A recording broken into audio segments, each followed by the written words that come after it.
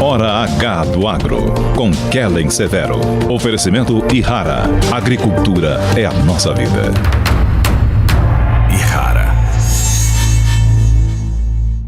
Consórcio Nacional Valtra. Seu sucesso em nossos planos. Olá, sejam muito bem-vindos ao Hora H do Agro, um programa onde discutimos e analisamos os temas que mais importam para o agronegócio brasileiro. Vamos aos destaques de hoje. Partidos de direita ganham espaço na Europa. Eleição em Portugal confirma avanço e se soma a resultados na Holanda, Itália, Finlândia e Suécia. Vem aí as eleições para o Parlamento Europeu e expectativas de mudanças na agenda europeia que podem impactar o agronegócio no mundo todo. Nos Estados Unidos, Trump e Biden conquistam votos necessários dos partidos e garantem vaga na disputa à Casa Branca. No Brasil, 38 frigoríficos são habilitados para exportar carnes para a China. Governo Lula quer baixar preço dos alimentos e promete mudanças no Plano Safra. Você vai ver também que a soja interrompe sequência de quedas e acumula alta no mês. E ainda, as últimas atualizações para o Laninha apontam que o fenômeno pode chegar antes da hora prevista. A gente vai analisar os efeitos para a segunda safra de milho e o mercado de grãos. Tem tudo isso, tem muito mais no Hora H do Agro, que já está no ar. Em Portugal, após 9 anos de governo encabeçado pelo Partido Socialista, a legenda de centro-direita Aliança Democrática conquistou 79 cadeiras, o maior número. O Partido Socialista ficou em segundo lugar, com 77 cadeiras. Já a legenda de extrema-direita, Chega, ganhou destaque ao conseguir mais do que o dobro dos votos do último pleito e se consolidou como a terceira força política em Portugal, com 48 cadeiras do parlamento. Há sinais de um crescente descontentamento dos europeus com os governos atuais, o que tem gerado um avanço de partidos de direita e centro-direita no bloco. É o caso da Holanda, que obteve maioria no parlamento do país, na Itália, com a primeira-ministra Giorgia Meloni, e também em países como Finlândia e Suécia. Na França, o jornal Le Monde destacou nesta semana que as sondagens para a eleição parlamentar europeia indicam que o partido de direita, liderado por Marine Le Pen, está 13 pontos à frente da coligação de Emmanuel Macron, atual presidente francês. A pesquisa, que ouviu mais de 11 mil pessoas entre os dias 1º e 6 de março, revela que o partido de Le Pen tem 31% das intenções de voto, enquanto o de Macron, 18%.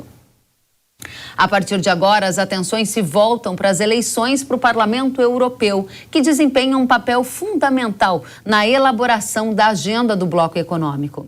A votação ocorre em menos de 3 meses, vai ser entre os dias 6 e 9 de junho. A população dos 27 países membros da União Europeia vai escolher os representantes que vão ocupar 720 cadeiras. Cada país da Europa vai escolher os parlamentares, sendo que a Alemanha é o país que possui o maior número de representantes, vão ser 96, seguido por França, com 81, e Itália, com 76. Temas como inflação, recessão econômica, imigração, clima e agenda verde são apontados como as principais questões que vão definir as campanhas. O avanço da direita na Europa pode significar mudanças importantes na agenda do bloco e impactar o agronegócio do mundo todo. O Acordo Verde Europeu e o Acordo Comercial entre Mercosul e União Europeia são exemplos da importância da pauta, com efeitos também aqui no Brasil. Nas ruas da Europa têm sido vistos alguns sinais de forte descontentamento do setor rural europeu com decisões dos governos de lá em diversas questões, como, por exemplo, a retirada de subsídios aos agricultores, os excessos da agenda ambiental e os altos custos de produção.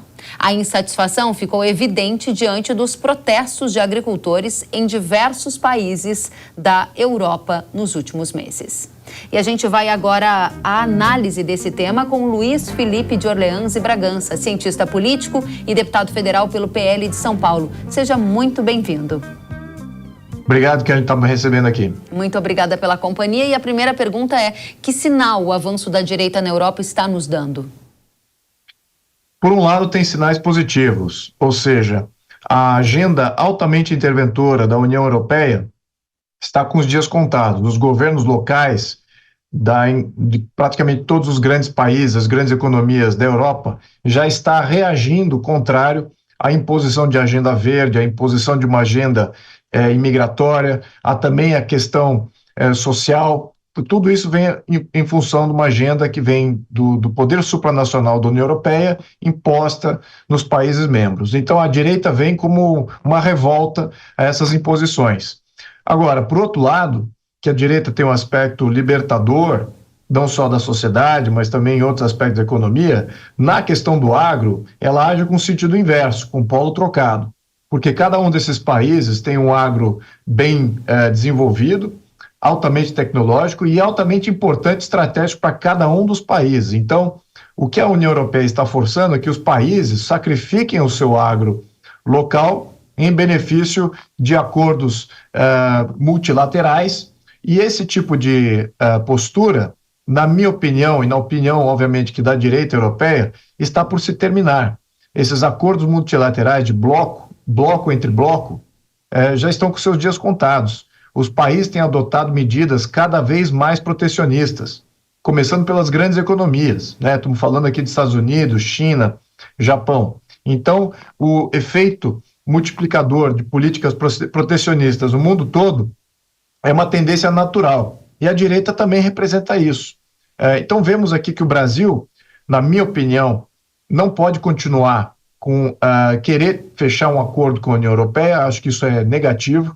Eu acho que é positivo que os países adquiram cada vez mais autonomia, porque aí os acordos que podem surgir são acordos bilaterais e que também podem ser beneficiados, o agro brasileiro pode ser beneficiado, só que de uma maneira muito mais granular, ou seja, através de setores individualmente fechando negócio e não depender desses acordos de bloco, que eu acho que é positivo. Claro que, do ponto de vista negativo, era a expectativa de que todos tinham, mas, na minha opinião, era falsa a expectativa de que a União Europeia um dia iria fechar acordo com o Mercosul. Eu não vejo isso acontecer, nunca aconteceu nos últimos 30 anos de Mercosul, e certamente o agro está no fulcro desse problema. Não vejo como negativo, de uma maneira bem pragmática e nominal. Eu só vejo que é uma diferente maneira de conduzir os negócios de agora em diante com essa nova direita que surge. Muito bem. Então, a primeira questão que é super importante para a gente aqui que você coloca é o não fechamento desse acordo União Europeia-Mercosul, que tem sido uma das bandeiras do governo Lula, e é um acordo que se estende há décadas. Você enxerga o avanço da direita como também um obstáculo ao fechamento desse acordo, né? Pensa que a gente pode ter mais acordos bilaterais nesta nova fase. A segunda pergunta é sobre um outro tema que é super importante lá nas eleições, nas campanhas que estão acontecendo para as eleições, por exemplo, do Parlamento Europeu. É a questão da agenda verde. Os próprios agricultores de lá estão dizendo que estão sufocados pelos altos custos e pelos excessos da agenda verde. A mudança com mais direita na Europa vai impactar no caráter da agenda verde? A gente pode ter uma mudança de sentido, uma nova lógica a partir dos próximos anos? Certamente que sim. Veja as mobilizações que aconteceram na Europa nos últimos meses, né? Nem um ano. Tivemos a Holanda se mobilizando massivamente, ao ponto que o agro da Holanda formou um partido para destituir o governo.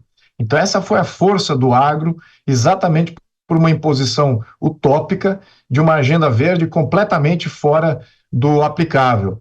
E isso teve ramificações, não só na Holanda, mas depois vemos a Alemanha, depois a França, e agora diversos outros países também entraram nessa seara de rechaçar esse plano verde. Então veja que de todas as políticas que a União Europeia conduz, que são, de fato, nocivas interventoras na sociedade e na economia, a política verde de interferência no agro é a que mais mobiliza e que mais gera efeitos políticos. Então, nós temos aqui nitidamente uma tendência para que a direita ganhe uma maioria da União Europeia e que limite, no mínimo limite, essa agenda verde por lá. Isso, de certa maneira, é positivo, Porque se eles estão limitando a agenda verde por lá, significa que eles não podem impor uma agenda verde aqui, que era o que estava acontecendo através do acordo bilateral do Mercosul. No entanto, se eles começam a liberalizar demais os mercados de lá, outros setores começam a ser competitivos e começam a rivalizar o agro brasileiro. Então, eu vejo assim, esse é o balanço da discussão. É muito similar ao que acontece, na minha opinião, na Argentina agora. A Argentina está com um novo governo, quer de fato colocar o agro de volta para o seu esplendor, e a Argentina sempre foi um grande produtor do agronegócio, um rival natural do Brasil, mas que estava sendo cerceado da sua competitividade exatamente pela essa grande intervenção do Estado argentino, conduzido por esses planos utópicos do governo socialista do Fernandes. Mas agora, com o governo Milei, o agro argentino passa a ser mais competitivo. Então veja que tudo é uma questão de balanço e reequação. Na minha opinião, vai ter muito mais oportunidade no mundo para o agro brasileiro, ao mesmo tempo vai ter muito mais competitividade de jogadores e de players que voltam ao cenário mundial com força. Interessantíssimo essa dualidade da questão, né? Agora, deputado, dentro de uma expectativa que esse movimento de avanço da direita na Europa continue, a gente tem agora a eleição na França, tem a eleição no Parlamento Europeu.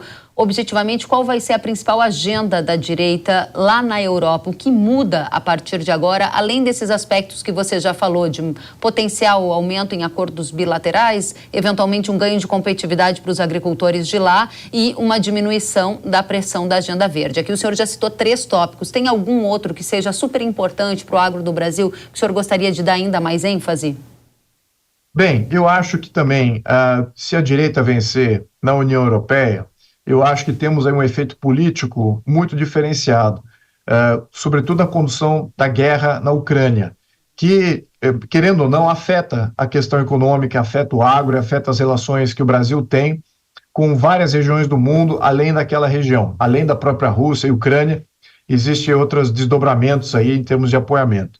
Então, se por acaso a direita vencer na União Europeia, a questão da guerra com a Ucrânia e o posicionamento da OTAN e dos países europeus com relação à Rússia e à Ucrânia pode mudar, né? Lembrando que muitos dos países, muito da direita europeia, ela é mais nacionalista e mais centrista nos seus próprios países e menos vontades interventoras em países fronteiriços ou demais países. Então, com a ascensão dessa direita, é muito provável que você tenha uma possível pacificação da questão da guerra, ou menos uma neutralização da Europa com relação à guerra, o que pode também ajudar nessas questões políticas. Isso é uma conjecturação minha aqui.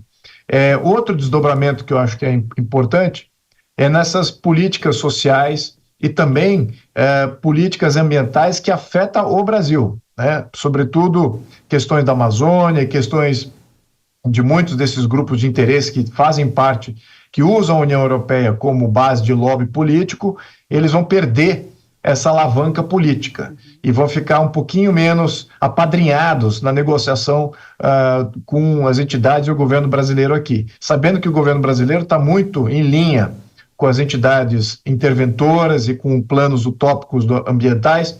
No entanto, os grupos de interesses externos vão ficar diminuídos, né, em função de você não ter a União Europeia como plataforma de barganha. Então, eu acho que isso é importante também, ter desdobramentos aqui e em outra região do mundo. Excelente. Agora, dentro dessa perspectiva que você elenca vários fatores que são importantes para a agenda do agronegócio brasileiro, eles estão, na sua perspectiva, num horizonte de curto prazo, porque a gente está falando, de resultados de eleições que já ocorreram e confirmaram a vitória da direita, e estamos falando de eleições que estão próximas, né, nos próximos meses. O que significa dizer é que esta mudança que o senhor prevê é uma mudança que já está em curso com impactos no curto prazo, ou seja, 2024 a gente já começa a ver um redesenho da agenda europeia, na sua avaliação? Absolutamente sim. A antecipação ela é total, a tendência ela já é material em vários sentidos, sentidos econômicos, políticos e sentidos sociais. Nós vemos até aqui na questão brasileira e até na questão norte-americana, com a possível vitória do Trump nos Estados Unidos. Então, muitas das políticas, muitas das narrativas, do empenho e daquele momento político que se cria em torno de narrativas, isso está vencendo, ou seja, vencendo do ponto de vista de está caducando. Então, nós estamos vendo uma nova série de narrativas já sendo adotadas e já tendo aplicabilidade naqueles que são os agentes interlocutores do momento. Então, essa transição já está acontecendo, é uma tendência natural. Eu acho que não vai ser uma ruptura, mas certamente será uma limitação muito importante para o que estamos vendo aí. Sabemos que os planos dessas agendas 2030 e todas as agendas ambientalistas são extremamente limitadoras do agro. No fundo, quase que colocar o agro aí sobre uma concessão, e a propriedade e o domínio daquilo que se faz com o agro deixa de ser dos empresários brasileiros e passa a ser uma concessão de Estado. Então, você acaba limitando esse tipo de foco, né, ou esse tipo de perspectiva. Eu acho que isso é positivo para o agro brasileiro. Temos que deixar o agro brasileiro livre. Eu sempre argumento que o governo precisa tomar atitudes de liberalizar o agro brasileiro, no sentido de criar outras fontes de financiamento que não sejam fontes de bancos estatais e linhas de crédito estatais, e também criar uma bolsa para o agro, para que o agro tenha acesso a abrir capital de pequenas e médias empresas do agro com um sentido desregulamentado, com o perfil de negócio do agro é de longo prazo. Então, a CVM coloca uma regulamentação muito stringente para você abrir capital de empresa. Isso, às vezes, não encaixa, as empresas do agro não se encaixam, exatamente porque tem um fluxo de caixa muito longo, né? Ou seja, tem um período para você gerar de investimento muito longo e um período de atingir fluxo de caixa é muito retardado. Então, precisamos aí de uma bolsa desregulamentada que entenda e que tolere esse tipo de modelo de negócio, como existe em outros países. E isso vai dar eu diria que uma liberdade para o agro brasileiro e também uma capacidade do Estado do Brasil de poder agir mais no agro mundial que nós nunca vimos antes. Só que precisa mudar a cabeça aí dos reguladores. Muito bem, deputado, eu vou pedir a sua licença para a gente receber nesse painel a Suemi Mori. Ela é diretora de Relações Internacionais da CNA e ela se junta a nós nessa discussão de um avanço da direita na Europa e especialmente, Suemi, sob o olhar, agora seu olhar, sobre as eleições do Parlamento Europeu e os impactos que isso vai ter na agenda europeia, que está diretamente ligada com o agro nacional, né? Estamos nos adaptando a uma série de exigências que eles vão colocar em vigor a partir de dezembro, que são as exigências da lei antidesmatamento. Seja muito bem-vinda e a minha pergunta é, a lei antidesmatamento vai mesmo entrar em vigor neste ano, se uma composição do parlamento se alterar? Olá, obrigada, Kellen, pelo convite para estar aqui. E essa pergunta tem que ter uma bola de cristal para respondê-la objetivamente. Mas tudo indica que sim, que a lei vai entrar em vigor, mas a Comissão Europeia está atrasada, né? Está atrasada na implementação. Então, por exemplo, já era para ter saído os chamados guidelines setoriais, isso não saiu. Já era para ter sido feita a classificação dos países, isso também não saiu. Então, dentro da Comissão Europeia, existe uma discussão de que, por exemplo, a questão da classificação dos países, os países entrarão em vigor, quando a legislação entrar em vigor, né? Ela já está em vigor, mas quando ela passar a ser cobrada, os países todos serão classificados como risco médio, e isso vai se manter até a Comissão Europeia conseguir fazer a classificação dos países que já está atrasado e eles já assumiram isso, que está atrasado. Então, para ela não ser cobrada efetivamente, como está previsto, tem que voltar tudo, você tem que rediscutir tudo lá dentro. Então, por isso que nos parece, pelas discussões que a gente está acompanhando lá de Bruxelas, que vai ter um atraso nessas duas questões, vai ter um atraso na classificação, um atraso no guidelines, ela vai entrar em vigor, mas não da forma como estava sendo previsto antes, né? As eleições do Parlamento Europeu vão mexer muito, eu concordo, porque todo esse movimento que a gente viu acontecer desde o final do ano, dos protestos dos agricultores europeus, né?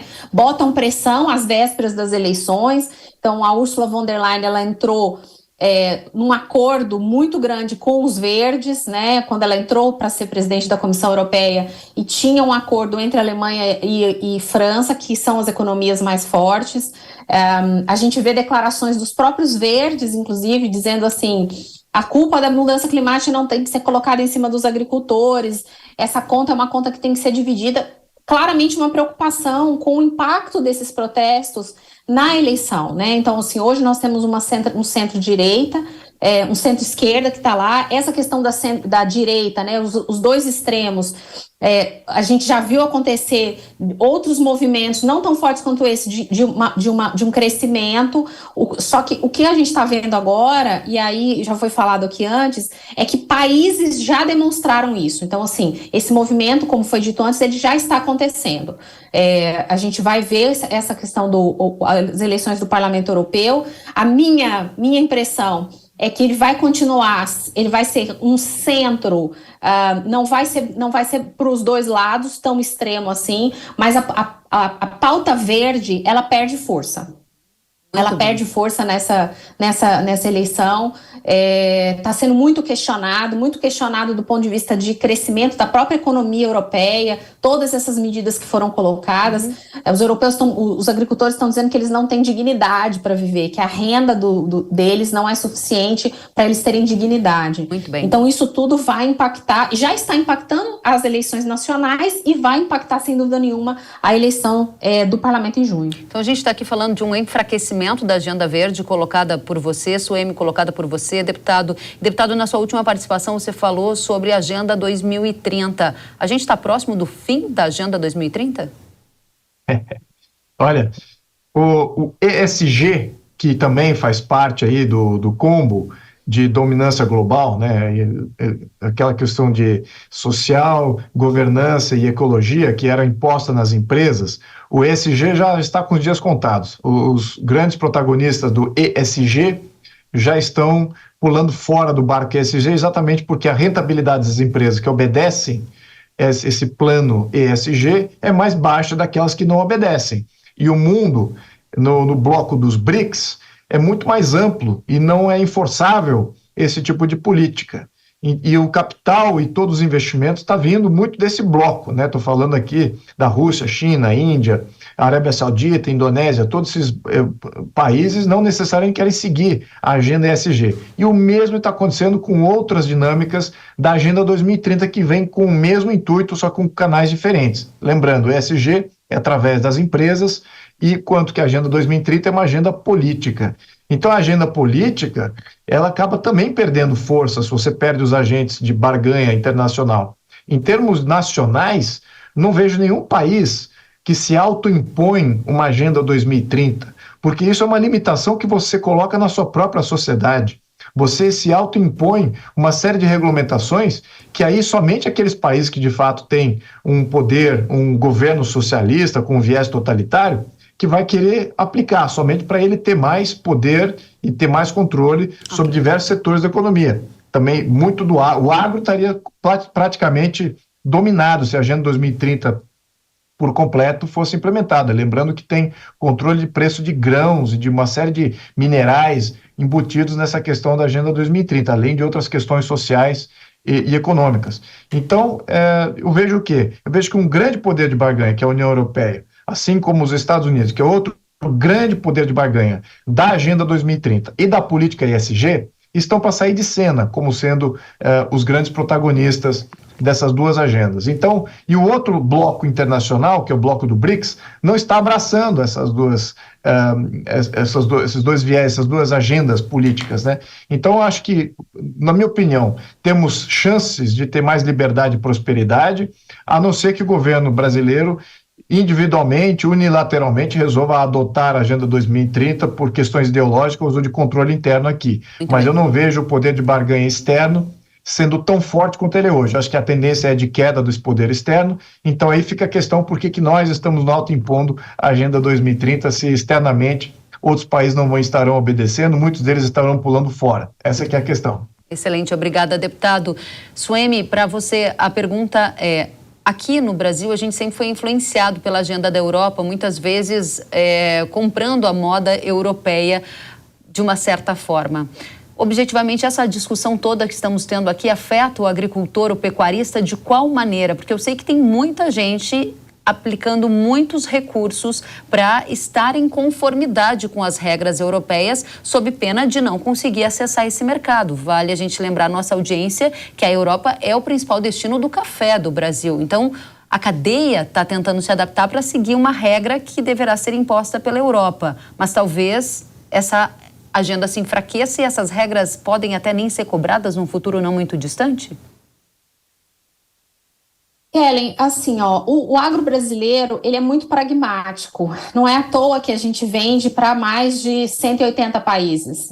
Ou seja, a gente acaba se adaptando. O privado, quando você fala de ponto com para ponto com, né, que é o comprador e o vendedor, nessa relação, o agro brasileiro se adapta. E a gente sabe que isso vai acontecer também.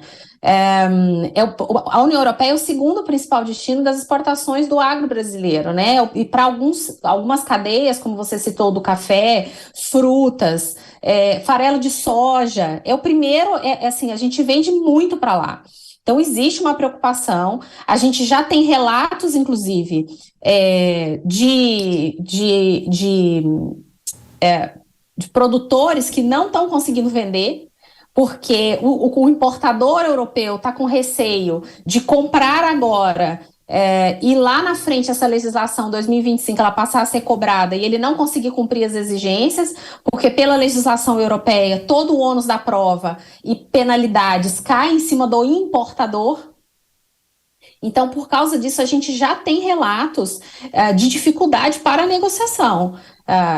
As eleições no parlamento, elas devem, na minha opinião, elas devem diminuir um pouco o peso da agenda verde, mas esse movimento é um movimento que está acontecendo. Ele está acontecendo, a gente sabe que outros países, né, nós já falamos aqui, até eu falei isso com você no seu programa, Reino Unido, Estados Unidos fez um estudo enorme no ano passado, com relação à viabilidade dos Estados Unidos de adotarem uma medida que eles chamam de relacionadas a cadeias de fornecimento livres de desmatamento. Então, está acontecendo. A discussão na Europa, e essa questão que foi falada do ESG, é o peso, e eu sempre falo isso, assim, o termo sustentabilidade, ele acabou sendo pintado integralmente de verde. Nesse momento que ele foi pintado integralmente de verde, você esquece o lado econômico. E você está falando de um negócio. A produção agropecuária, ele é um negócio. Ele precisa ser rentável e viável para o produtor. Se ele não for, ele vai trocar, ele vai fazer outra coisa. Então, se você pesa muito a mão para um pilar, e aí nesse caso eu estou falando do ambiental, e você esquece a viabilidade econômica, essa é a reclamação principal que está acontecendo na Europa agora. Eles mesmos se impuseram isso, impuseram boa parte para o resto do mundo também. Nas falas do próprio documento do Green Deal, do Pacto Verde, a grande justificativa da descarbonização do bloco é também que a União Europeia deveria ser líder nessa agenda mundialmente. Então, ela deveria, de alguma forma, forçar os outros países, puxar os outros países para elevar o seu nível ambientalmente correto, como eles falam. Então, eu acho que essa agenda continua, mas essa discussão do equilíbrio que tem que existir entre os pilares, isso que eu acho que é o mais importante agora, que está acontecendo. E o agro vai se adaptar, porque a gente se adapta, e é isso que a gente faz. Muito bem, estamos num período de transição e essa transição está ficando muito clara, que esse pêndulo parece que está mudando de direção. Eu vou convidá-los daqui a um tempo para a gente voltar a discutir esse assunto e iluminar o que vem por aí no futuro para a nossa audiência. Luiz Felipe de Orleans e Bragança, cientista político e deputado federal, muito obrigada, volte sempre. Obrigado, muito obrigado. Suemi Mori, diretora de Relações Internacionais da CNA, fica o convite para você voltar mais vezes. Obrigada, Kellen. Sempre estou à disposição. Muito obrigada a vocês pela ótima discussão. E nos Estados Unidos, Donald Trump e Joe Biden conquistaram nesta semana os votos necessários para a indicação dos seus partidos como candidatos à Casa Branca. O resultado marca a primeira revanche em uma eleição presidencial nos Estados Unidos em quase 70 anos. Eleição nos Estados Unidos é um dos principais temas do ano e tem potencial de impactar políticas agrícolas e comerciais, com efeitos também aqui no Brasil. O Hora H do Agro vai continuar atento a este assunto. E a China habilitou nesta semana a exportação de carnes bovina, suína e de frango de 38 novas plantas frigoríficas do Brasil. Este foi o maior número de habilitações concedidas de uma só vez na história do país. A China é o principal destino das exportações brasileiras de carne bovina, suína e de frango, ou seja, é nosso maior parceiro comercial para a proteína animal. Nós preparamos um mapa para mostrar a vocês onde estão esses frigoríficos habilitados a exportar. Veja que mais de 10 estados foram beneficiados com a liberação da China. Os estados com o maior número de habilitações são Mato Grosso e Paraná, com 6 frigoríficos autorizados a embarcar para os chineses. Na sequência, aparece Santa Catarina e Mato Grosso do Sul, com 5 habilitações realizadas em cada estado. A gente vai aprofundar a análise de impactos desta notícia para o agro e para o consumidor brasileiro com o Maurício Palma Nogueira, que é sócio-diretor da Atenagro. Maurício, seja muito bem-vindo à Jovem Pan News. Eu que agradeço, muito obrigado pelo convite, Kellen. Imagina, a gente começa te perguntando, essas novas habilitações vão fazer a China comprar mais carne de bovino, de suíno, de aves do Brasil? Eu acredito que por liberar, né, eles já estejam no horizonte deles comprar mais proteína, né, e é uma tendência normal aí, tendo em vista o que aconteceu nos últimos anos na China, no mundo todo, né, na China com um pouco de atraso. Então o que eles fazem? Eles liberam plantas, né, e evidentemente eles esperam que essas próprias plantas a mais aí concorram entre si, para conseguir tanto colocar carne lá, como também para conseguir preços melhores nas negociações, né? Então é um bom sinal, sim, para a gente, aí, para o nosso setor todo. Em aumento do consumo de proteína no mundo como uma tendência macro. Agora, olhando para a China em 2024, a projeção individual para cada uma dessas proteínas, para a carne bovina, de suínos e de frango, é de aumento na demanda chinesa? É de aumento, sim, né? A que mais aumenta é a carne bovina, a tendência de aumento na demanda chinesa, né? Suíno também, eles têm um apetite muito grande por carne suína, mas lembrando, né, Kellen, que eles são os maiores produtores de carne suína do mundo, né? Então, eles melhoraram muito o sistema de produção deles depois da peste suína africana.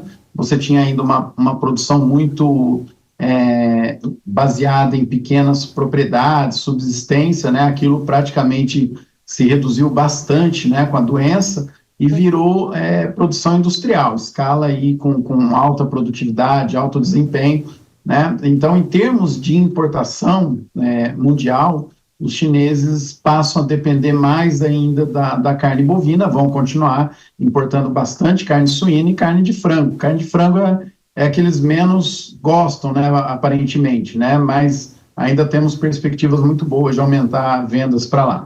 Muito bem, e há alguma correlação entre o aumento de demanda chinesa com a consequente elevação nas exportações de proteína do Brasil para lá e a alta de preço das carnes aqui no Brasil?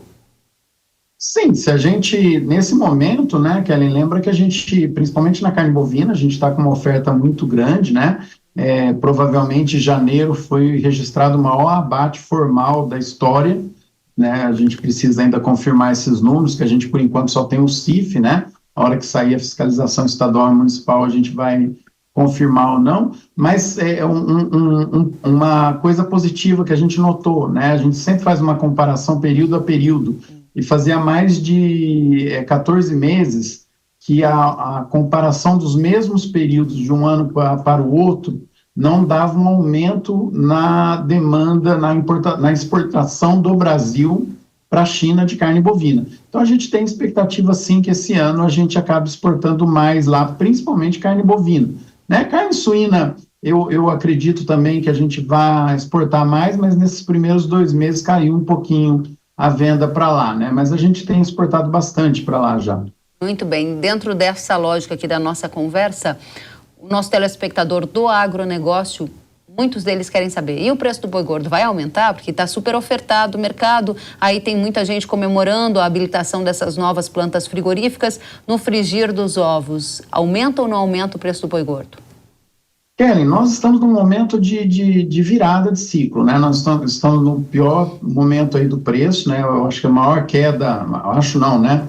foi a maior queda nominal que a gente registrou de um ano para o outro, né, de 2022 para 2023. Os preços ainda estão caindo em relação à comparação do mesmo período, né, eles estão mais baixos. Mas qual a leitura que a gente está fazendo aqui, pelo menos, Kelly? A gente acredita ainda num primeiro semestre pressionado, com os preços ainda com dificuldade para subir, ora melhorando um pouquinho, ora piorando, mas a gente acha que vai começar a firmar a partir do segundo semestre. Então, depois que sair a quantidade maior de animais excedentes que a gente tem ainda para abater, né, vídeo abate aí de janeiro e fevereiro, que foi muito grande, né, é um momento que isso aliviar um pouquinho, e lembrando que a gente tem um impacto ainda da seca no final do ano passado, né, provavelmente no segundo semestre a gente melhora um pouquinho os preços, né, adequando um pouco mais a oferta à demanda, né, e evidentemente, né, Kelly, se a China acelerar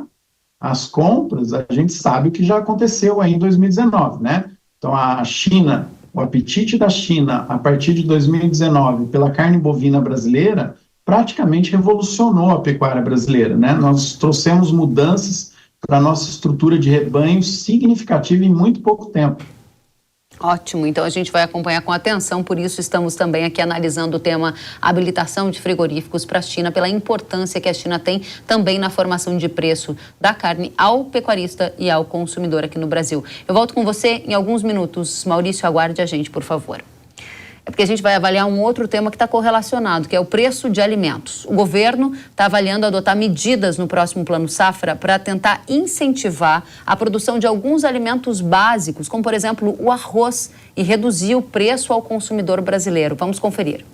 Os ministros Paulo Teixeira, do Desenvolvimento Agrário, e Carlos Fávaro, da Agricultura, informaram que o governo vai adotar políticas públicas por meio do Plano Safra, que vai ser lançado em junho, para incentivar a produção de arroz, feijão, trigo, milho e mandioca. Os ministros não informaram exatamente quais medidas vão ser criadas, mas a expectativa é que surjam linhas de crédito aos produtores rurais dessas culturas, que são consideradas essenciais no prato do consumidor. A medida faz parte da reunião que o presidente Lula acabou promovendo aqui no Palácio do Planalto, na tentativa de diminuir o preço dos alimentos. O ministro do Desenvolvimento Agrário, Paulo Teixeira, atribuiu a recente alta nesses preços a questões climáticas. O presidente chamou a equipe de ministros para discutir essa alta de alimentos ocorrida no final do ano, porque, de fato, é uma preocupação do presidente que a comida chegue barata na mesa do povo brasileiro.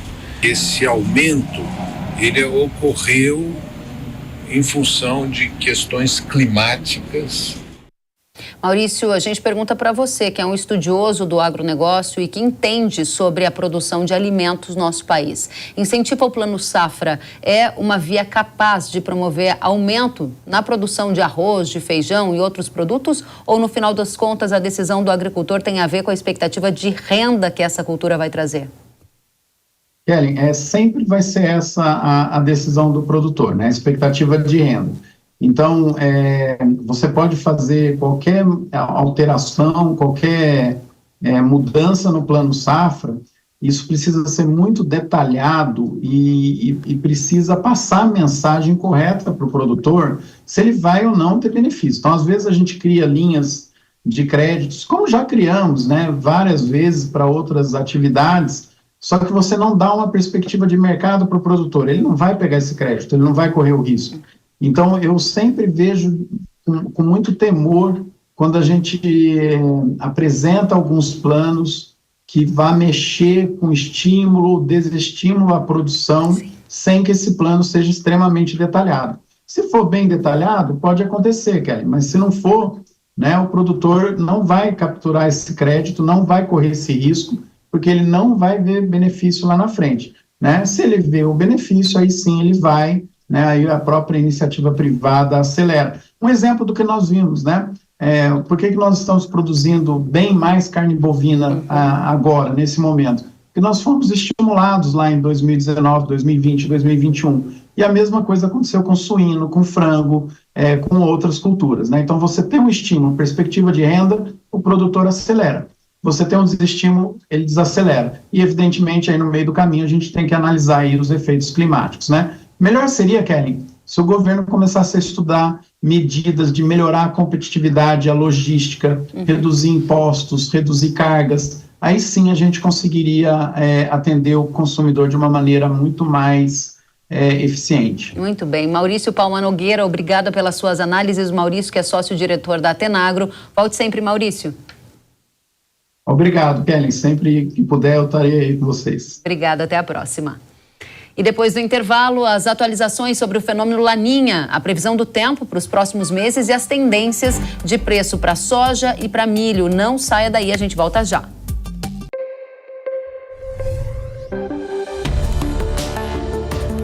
O agro, setor que movimenta a economia brasileira, gerando renda, emprego e oportunidades para toda a população. Hora H do Agro, com Kellen Severo. Ferrugem, mancha-alvo, antracnose, oídio e anomalia da soja são grandes ameaças à produtividade, mas elas não resistem à força da solução inovadora da Yara. Agora é com o Sugoi, o avassalador, o fungicida que traz a praticidade do protetor na fórmula, com o máximo poder da tripla ação contra as doenças da soja. Sugoi é da Yara. Apenas o receituário agronômico. Consulte sempre um engenheiro agrônomo. Olá pessoal, aqui quem fala é Zico. Venho apresentar para vocês uma empresa que é camisa 10 no mundo dos consórcios. O Consórcio Mage. Com quase 4 décadas de tradição, o Consórcio Mage trabalha com consórcio de carros, imóveis, caminhões Volkswagen, equipamentos Caterpillar e máquinas agrícolas das marcas Massey Ferguson e Valtra. Acesse consórciomage.com.br, faça sua simulação e agarre esta oportunidade. Consórcio Mage. Pensar no futuro é agir agora. Sabia que o Brasil é um dos maiores produtores de soja e milho no mundo? Esse mercado movimenta mais de 70 bilhões de dólares anualmente e tem muitas oportunidades. Com o curso de comercialização de soja e milho da NIL, você aprende a negociar preços em bolsas internacionais e proteger seu capital. O professor João Birkan tem mais de 60 anos de experiência e vai te ensinar como ganhar dinheiro no agronegócio. Garantir uma taxa melhor do dólar para daqui a 12 meses. Esse curso é ideal para você que quer trabalhar com trading de soja e milho no mercado financeiro e para você que é produtor e quer potencializar os lucros com sua safra. Ingresse no setor que mais cresce no Brasil. Acesse nilcursos.com.br e inscreva-se.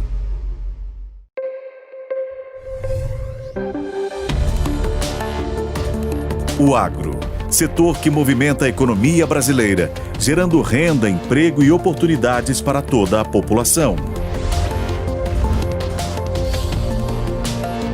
Hora H do Agro, com Kellen Severo.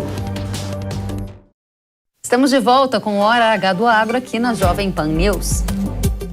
Um tema que não sai do radar dos produtores rurais é o preço da soja e o preço do milho. Nos últimos meses, essas commodities registraram patamares bem mais baixos em comparação com temporadas anteriores. Agora, nesta semana, os preços da soja tiveram um daqueles pontos importantes de virada e começaram a subir novamente. Dados do CPEA indicam que o grão base Paraná teve uma alta acumulada em março de mais de 6%, ou seja, mais ao redor de R$ 7,00 por saca. No milho, outra cultura super importante aqui no nosso país, os preços base Campinas, São Paulo, seguem ali na faixa de R$ 63,00, uma alta de 1,6% acumulada neste mês de março. Outro fator super relevante para as notícias do agro e para a nossa comunidade é o clima. E a Agência Climática dos Estados Unidos, a NOAA, atualizou nesta semana as projeções para o fenômeno El Niño e também Laninha. Segundo a NOAA, o El Niño continua com um processo de enfraquecimento. Aí, a partir de junho até agosto, Laninha ganha força e deve se desenvolver durante o verão. A NOAA também faz um alerta. Há 1 em 3 chances de que o Laninha se desenvolva ainda mais cedo, entre maio e julho. Para quem nos assiste pela televisão, as barras em azul sinalizam a chance, a probabilidade de ocorrência do fenômeno Laninha. Então está muito claro, barras em vermelho perdendo força, ou seja, El Ninho se despedindo, barras em azul ganhando força com o Laninha chegando aí. Vamos entender o que isso significa para mercado, para grãos e para a condição do tempo para as lavouras de milho e soja a partir de agora. Eu recebo o professor de meteorologia da Exalc USP. Seja muito bem-vindo, Fábio Marim. Obrigado por me receber, satisfação estar com você. Muito obrigada, professor Fábio Marim, pela companhia. Daniele Siqueira, analista de mercado da AG Rural, seja muito bem-vinda. Olá, Kelly, muito obrigada pelo convite. Vamos começar então com você, professor Fábio. A gente está se despedindo de um El Ninho, entrando num Laninha e a safra de milho está aí. Como é que vai ser a condição climática? Quais são os riscos para a produção do Brasil, se é que existem agora no curto prazo? Pergunta difícil, né? Porque quando a gente tem já configurado o El Ninho ou a Laninha, já não é fácil responder essa pergunta. Com essa transição fica ainda mais difícil, Kelly. A gente deve, pelo ritmo aí de queda da temperatura do oceano, a gente deve entrar em Laninha ainda no primeiro semestre, mais tardar em julho, tá? E as Laninhas, elas acabam sendo melhores para as regiões produtoras do centro-oeste. Então, as dificuldades enfrentadas agora pelo centro-oeste, principalmente nas lavouras de soja, onde a gente estava lá em outubro, novembro, dezembro, vivendo o El Ninho, a perspectiva, a tendência é que haja uma melhora nessas condições, tá? Por outro lado, os produtores do sul do país é que se preocupam bastante com a chegada da Laninha, né? Porque o nosso país, a gente pode traçar uma linha ali mais ou menos entre São Paulo e Mato Grosso do Sul. Quem está para cima dessa linha torce pela Laninha e quem está para baixo dessa linha torce pelo El Ninho. Tá? Então, a gente deve ter um favorecimento aí, olhando aqui para a safra de milho, pode ser que a gente tenha um favorecimento agora com a chegada da Laninha, mas já pensando na safra do final do ano, na safra de verão 24, 25, a presença da Laninha traz bastante preocupação para os produtores do sul do país e um pouquinho mais de alívio para os produtores do centro-oeste. Muito bem. Dentro dessa perspectiva, Dani, a pergunta é para você. Como é que estão as condições da safra de milho, a safra de milho de inverno que está sendo semeada, e como você avalia as expectativas diante desse quadro climático colocado pelo professor Fábio? Ellen, até o início de março nós vínhamos com a safrinha em excelentes condições, o plantio foi feito rapidamente, feito dentro da janela ideal na maioria das regiões produtoras, então um começo com o pé direito para a safrinha de milho 2024, apesar de termos redução na área plantada devido aos preços mais baixos do milho. O problema é que agora em março tem chovido menos, as chuvas cortaram antes um pouco, especialmente no Paraná e no Mato Grosso do Sul, e tem feito muito calor. Essa semana já foi muito quente, nós temos uma onda de calor aí, e tem previsão de mais calor nos próximos dias. Então, os produtores, principalmente do oeste do Paraná, mas também do norte do Paraná, um pouco menos, mas também, e o sul do Mato Grosso do Sul, eles já começam a relatar possibilidade de perda de potencial produtivo devido a essa combinação de tempo mais quente e seco nos últimos dias. Essa perda de potencial produtivo já é calculada por vocês da AG Rural? Vocês já pensam em revisar alguma estimativa de produção em função de adversidades climáticas na safra de milho, Dani? Ainda é muito cedo, Karen. Normalmente nós vamos até março usando linhas de tendência de produtividade que não são baseadas ainda em dados de campo, e a partir de abril a gente já faz estimativas com base em condições de campo. Então, em abril, a gente já vai conseguir ver se esses problemas climáticos vão reduzir o que seria normal, que é mostrado por essa linha de tendência, ou se de repente foi só um susto momentâneo e o milho continua com boa expectativa. Qual é a perspectiva de produção que vocês têm nesse momento? Por enquanto, para a safrinha do Brasil, nós trabalhamos com 91 milhões e 700 mil toneladas, o que é uma queda de quase 11 milhões em relação ao ano passado, mas isso se deve principalmente à redução de área que eu citei há pouco, que foi causada por preços mais baixos, que fizeram os produtores reduzirem essa área plantada. Muito bem. Aí dentro dessa perspectiva, professor Fábio, a Dani coloca efeitos da onda de calor, escassez de chuvas em áreas importantes produtoras do Paraná, já afetando lavouras de milho, de acordo com relatos de produtores. Essa é uma tendência que tende a se intensificar nesse momento em que temos um El Niño se despedindo e ainda não a presença de uma Laninha. Vai ter mais onda de calor, vai ter mais escassez de chuva no sul, afetando as áreas do centro-sul plantadas com milho? Aí talvez a gente possa dividir em 2 capítulos a resposta, Kelly. Em primeiro lugar, em relação à temperatura. Os anos de Laninha são marcados por temperaturas abaixo da média. Então, a probabilidade de ondas de calor, ela começa a se reduzir a partir de agora, tá? Então, a gente não é normal que aconteçam tantas ondas de calor como a gente viveu durante essa safra. Se a gente lembrar, desde outubro do ano passado, nós estamos vivendo uma sequência, quase que uma onda ou 2 por mês de calor aí, que é a cara do El Niño. Então, enquanto que a chuva, ela é um pouco mais complexa da gente conseguir fazer uma previsão mais assertiva, a temperatura não tem erro, e é em todo o país a temperatura. Anos de El Niño, a temperatura costuma oscilar 1,5 graus até 2 graus acima da média histórica, e anos de Laninha exatamente o inverso, entre 1 grau e 1,5 graus abaixo. Professor, só uma dúvida rapidinho. Dentro desse contexto atual, o senhor disse que as ondas de calor se reduzem a partir de agora. A gente ainda está com o El Niño, mas a partir de agora é a partir de março que o senhor está dizendo que começam a se reduzir essas ondas de calor? Não. Talvez eu tenha formulado errado. A partir do momento que a gente tem a Laninha, as ondas de calor se tornam menos prováveis, tá? Enquanto a gente tiver ainda em El Niño, essa é a regra. Agora, um El Niño em processo de enfraquecimento tão rápido, porque também é importante a gente marcar que assim, a gente chegou num El Niño de quase 2 graus, acima de 2 graus é considerado forte, ok? E num prazo aí de 3 meses, a gente teve um decréscimo muito rápido nessas temperaturas do Oceano Pacífico. Então, a gente está vivendo realmente um momento que aumenta bastante a imprevisibilidade, tá? É realmente difícil traçar cenários, né?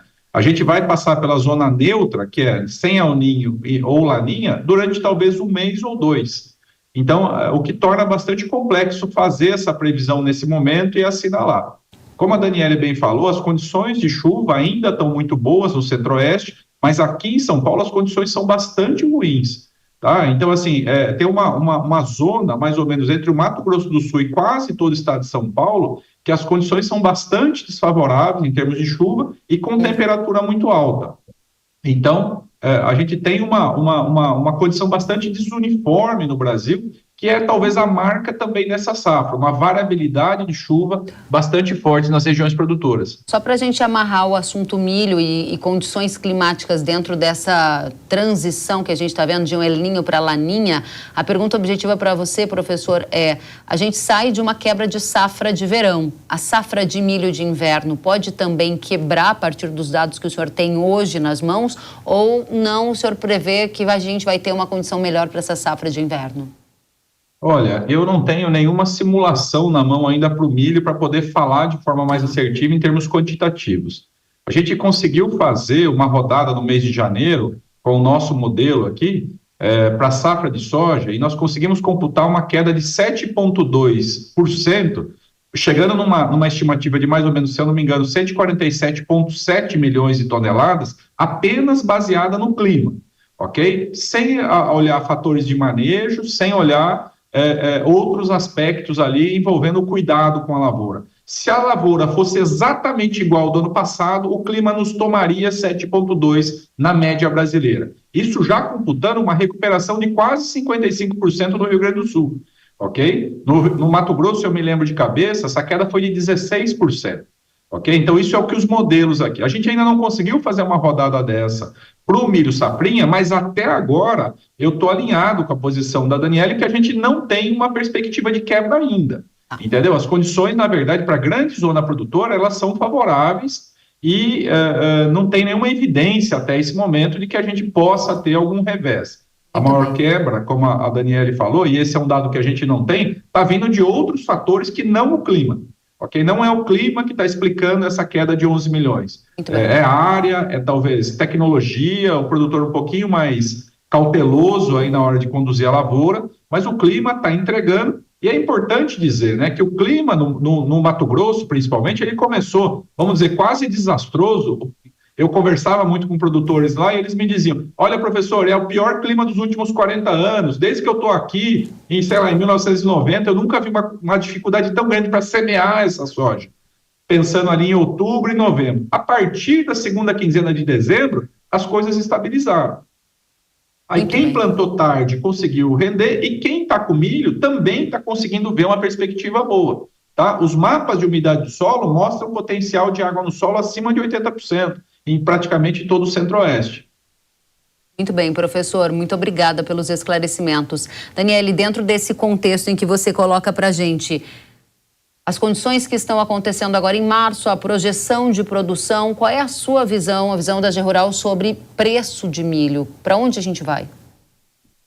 É muito importante que a gente deixe claro, e especialmente nessa safra 23-24, que o tamanho da produção brasileira é apenas um dos fatores que mexem com a formação dos preços, seja da soja, seja do milho. No caso da soja, a gente viu muitos produtores, e com razão, ficarem revoltados com o caminho que os preços tomaram, porque eles tiveram uma queda de safra muito significativa, especialmente no Mato Grosso, e viram os preços caírem com força em janeiro e fevereiro, na contramão da expectativa deles de que era uma alta de preços devido à produção menor. Então, o produtor brasileiro precisa ter essa consciência. O tamanho da safra é só um dos elementos para o preço. No caso específico do milho, é claro, caso a gente venha a ter uma quebra da safrinha significativa por questões climáticas, é bastante provável que os preços do milho brasileiro subam devido a essa produção menor. Só que a gente tem que ter em mente também o seguinte: quando o Brasil tem uma quebra da safra de milho, quem sofre são as exportações. Então, o mercado interno, ele é predominante no milho, então ele vem e toma esse milho, muitas vezes oferecendo preços mais altos, ainda que os compradores internos comprem da mão para a boca, eles oferecem preços mais altos, e isso dá suporte aos preços. Só que o problema é se o produtor pensar o seguinte: bem, nós temos já uma área menor de milho safrinha, então se acontecer algum problema climático, a safra vai ser menor e o preço explode. Não, porque como o Brasil vai deixar de exportar, outros exportadores, vamos lembrar que no milho existem mais exportadores no mundo do que na soja, temos a Argentina, temos Estados Unidos, temos a Ucrânia, o mercado mais pulverizado, esses outros exportadores cobrem essa fatia deixada pelo Brasil. Então a exportação não vai brigar muito por esse milho com o mercado interno, então isso limita o tamanho da alta que o milho pode vir a ter. E sempre lembrando que esse ano a Argentina, embora tenha alguns probleminhas, está com cigarrinha do milho agora, mas a Argentina caminha para uma recuperação de safra muito importante. Então, se tudo der certo na Argentina, a Argentina vem com 15 milhões de toneladas a mais e todo esse milho extra que ela vai colher depois do desastre da safra passada vai ser exportado, às vezes até para o próprio Brasil, porque quando o produtor brasileiro segura o milho, a Argentina vem, ou às vezes o Paraguai, e vende esse milho para nós, e aí o produtor do Brasil acaba tendo problemas. Então, resumindo, podemos, claro, ver alta dos preços do milho caso haja uma quebra de safrinha, mas temos que lembrar que existem outros fatores por aí, e a Argentina, com safra grande, e Estados Unidos também com estoques muito amplos, dificultam altas muito expressivas do preço do milho. Muito bem, e aí você falou sobre soja, soja também é um dos destaques aqui, especialmente o ponto de virada que a gente viu nesta semana, em março, melhor dizendo, acumulando ganhos de mais de 6%. Virou mesmo, o mercado a partir de agora é altista, por quê, Dani?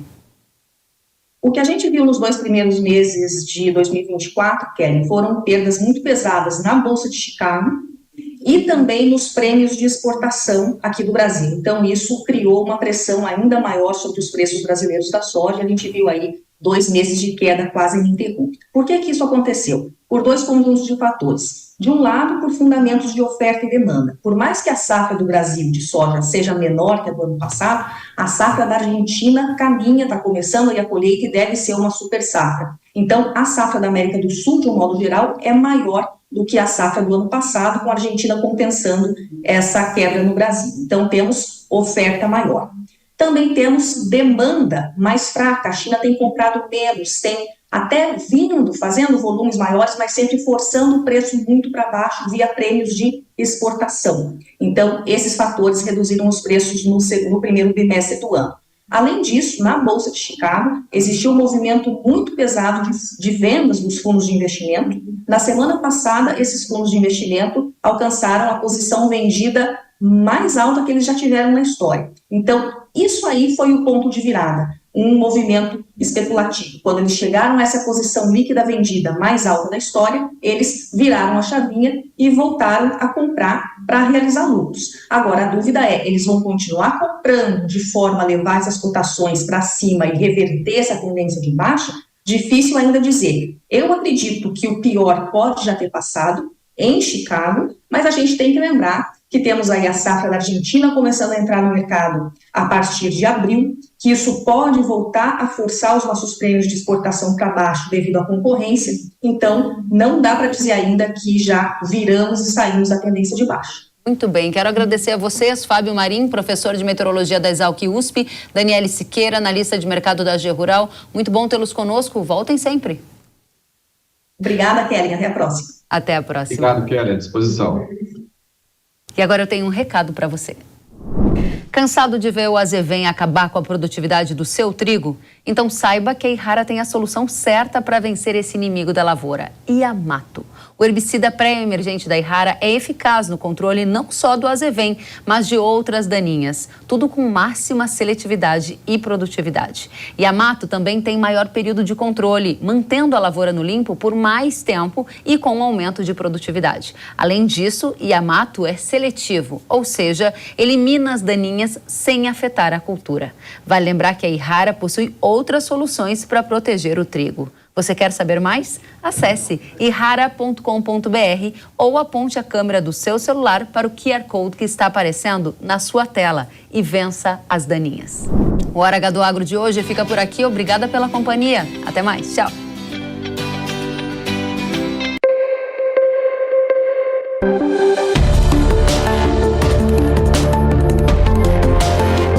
Hora H do Agro, com Kellen Severo.